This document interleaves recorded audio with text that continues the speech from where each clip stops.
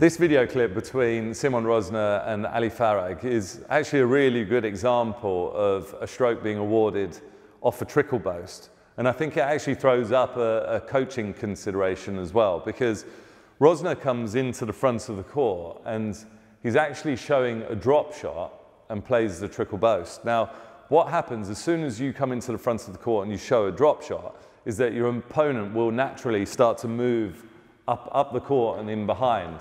And Farag steps in behind, ready for a drop shot.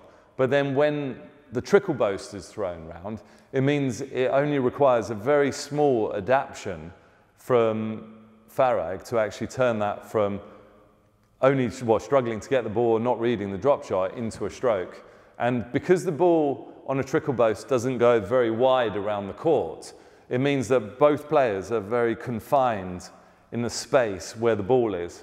And the line that Farag's taking to follow the drop shot, then as the ball is trickled around the two walls, means that the direct access is straight through Rosner, and it can only be awarded as a stroke. So the thing to consider as a player is thinking about that. If you're showing a drop shot, your opponent's moving up, and it can easily turn into a stroke situation. So if you're going to show that trickle boast, I would show it with the drive more than the drop shot, and actually get your opponent rocking back and stopping at the back of the court before you play the ball in short with the trickle boast. But you actually see that quite often in match situations where it becomes quite close between a stroke and a yes let, because the referee needs to consider how far the ball is away from both players. In this situation, the ball is really close. It's a clear-cut stroke in my eyes.